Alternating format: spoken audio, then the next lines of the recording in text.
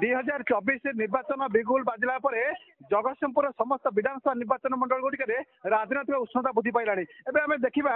ତିର୍ତ୍ତୋଲ ବିଧାନସଭା ନିର୍ବାଚନ ମଣ୍ଡଳ ପ୍ରାର୍ଥୀ ବିଜୁ ଜନତା ଦଳ ପ୍ରାର୍ଥୀ ରମାକାନ୍ତ ଭୋଇ ଏବଂ ଜଗତସିଂହପୁର ଲୋକସଭା ପ୍ରାର୍ଥୀ ଡକ୍ଟର ରାଜଶ୍ରୀ ମଲ୍ଲିକ ଏବେ ଘର ଘର ବୁଲି ତାଙ୍କର ପ୍ରଚାର କାର୍ଯ୍ୟକୁ ଆରମ୍ଭ କରିଛନ୍ତି। ଆମ ପାଖରେ ଅଛନ୍ତି ଡକ୍ଟର ମଲ୍ଲିକ ଅଛନ୍ତି, ରାଜଶ୍ରୀ ମଲ୍ଲିକ ଅଛନ୍ତି। ମ୍ୟାଡାମ ଆପଣ ଘର ଘର ବୁଲି ପ୍ରଚାର ଅଭିଯାନ ଏବେ ଦିନ କଣ ରାତି ଏକ କରିଦେଇଛନ୍ତି, କଣ ରହିବ ଆଜିର ପ୍ରଚାର ଅଭିଯାନ, କଣ ରହିଛି ଆପଣଙ୍କର? ନିଶ୍ଚିତ ଭାବରେ ମାननीय मुख्यमंत्री जो स्वप्न ओडिशा को गोटे समृद्ध ओडिशा गढ़ा आज आम दुई जन को ये सैनिक भाव में पठे रमाकांत भई प्रार्थी होती एमएलए प्रार्थी और मु सांसद प्रार्थी भाव में मु समस्त जनसाधारण को मोर आशीर्वाद भिक्षा करी ए अंचल यही निर्वाचन मंडली एवं मोर संसदीय क्षेत्र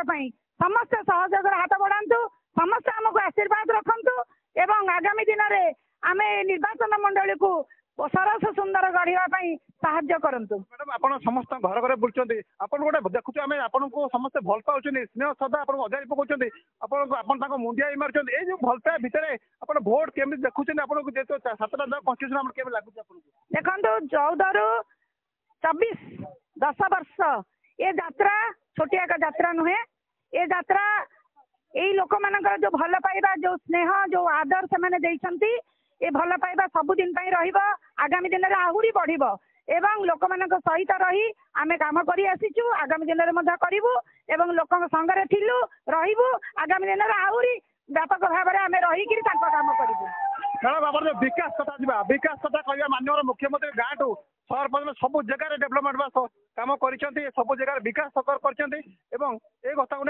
विकास देखो विकास धारा तो सबुदिन चली माननीय मुख्यमंत्री जो स्वच्छ निर्मल शासन राति पाइले गोटे गोटे योजना लोकाभिमुखी योजना आज लोकों पाखरे पहुंची से सबुठ बड़ कथा। जो योजना गुड़िक करती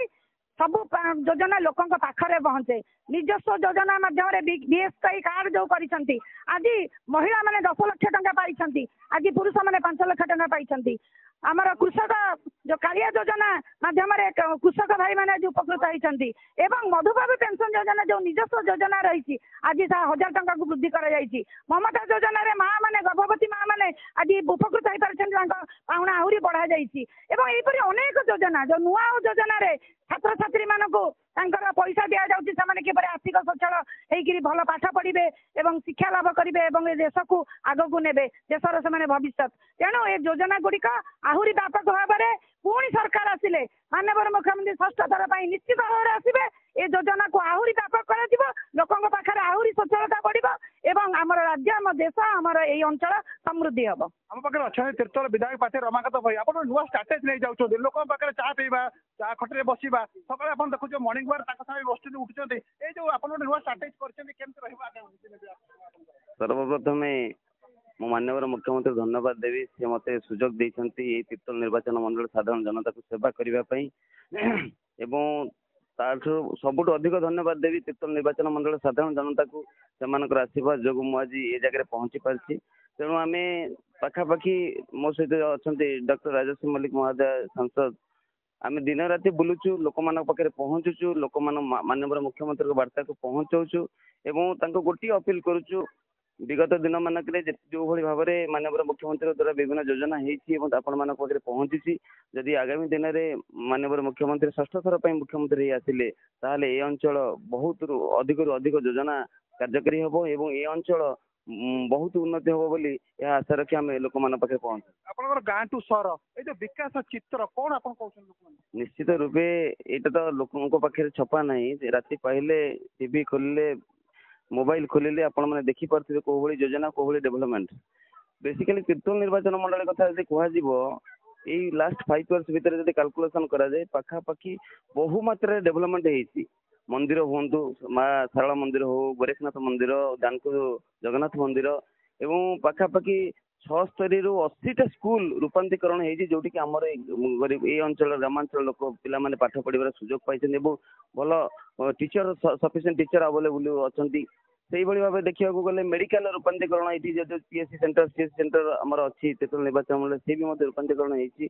रास्ता घाट ठू आरंभ कर गमनागमन पर्यंत सबू किसी डेभलपमेंट एवं आम भावुँ जदि आगामी दिन में माननीय मुख्यमंत्री निश्चित आसवे ଷଷ୍ଠ ଥର ପାଇଁ ମୁଖ୍ୟମନ୍ତ୍ରୀ ଆସିଲେ ମୁଁ ଭାବୁଛି ତିର୍ତ୍ତୋଲ ନିର୍ବାଚନ ମଣ୍ଡଳୀରେ କୌଣସି ମୁଦ୍ଦା ରହିବ ନାହିଁ ଆଗାମୀ ଦିନ ପାଇଁ ଏବଂ ଲୋକମାନେ ବହୁତ ଯାହାକୁ କହନ୍ତି କମ୍ଫର୍ଟେବୁଲ ଲାଇଫ ମେଣ୍ଟେନ କରିବେ ଏବଂ ସବୁ ପ୍ରକାର ସୁବିଧା ସୁଯୋଗ ପାଇପାରିବେ। ପ୍ରତ୍ୟେକଟା ଜଗତସିଂହପୁର ଲୋକସଭା କଥା କହିବା ଜଗତସିଂହପୁର ଆମେ ବିଧାନସଭା କଥା ଯିବା ଏବଂ ଜଗତସିଂହପୁର ଦେଇକି ଆମେ କଥା ଉଠେଇବା ଯେ ଆମର କଂଗ୍ରେସ ଦଳ ଏପର୍ଯ୍ୟନ୍ତ କାହାକୁ ପ୍ରାର୍ଥୀ ଟିକେଟ ଦେଇନି।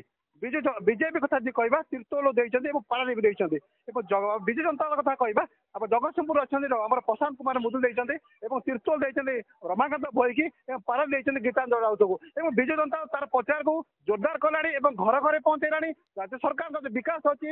ତାଙ୍କର ଯୋଉ ଲୋକାଭିମୁଖୀ ଯୋଜନା ସରକାରଙ୍କର ଅଛି ସବୁ ଯେମିତି ଗାଁରେ ସବୁଠି ହେଇଛି କିଛି ବି କାହାକୁ କହିବାକୁ ପଡିବ ନାହିଁ। ଆପଣ ବିଏସକେ ମ୍ୟାଡାମ ଯୋଉ କହୁଥିଲେ ବିଏସକେ ଯୋଜନା ସବୁଠୁ ସଫା ସେଥିରେ ଏମିତି କେହି ବି ନାହାନ୍ତି ଏଭଳି ମୁଖ୍ୟମନ୍ତ୍ରୀ ପାଇଛନ୍ତି ଯେ ବିଏସକେ ଯୋଜନା ପ୍ରତ୍ୟେକ ମହିଳାଙ୍କୁ 10 ଲକ୍ଷ ପୁରୁଷ ମାନଙ୍କୁ 5 ଲକ୍ଷ ଏ ଯୋଜନା ଯୋଉ କରିଛନ୍ତି ସମସ୍ତଙ୍କ ପାଖରେ ଘରେ ଘରେ ପହଞ୍ଚାଉଛନ୍ତି ଏବଂ ଶପଥ ନେଇଛନ୍ତି ଯେ ମାନ୍ୟବର ମୁଖ୍ୟମନ୍ତ୍ରୀଙ୍କୁ ଷଷ୍ଠ ଥର ପାଇଁ ଏ ଚେୟାରରେ ଅଳଙ୍କୃତ କରାଇବେ। ଆପଣ ଆମ ଜଗତସିଂହପୁର ଦୀପ୍ତି ମହାନ୍ତି ନନ୍ଦୀ ଘୋଷ ଟିଭି।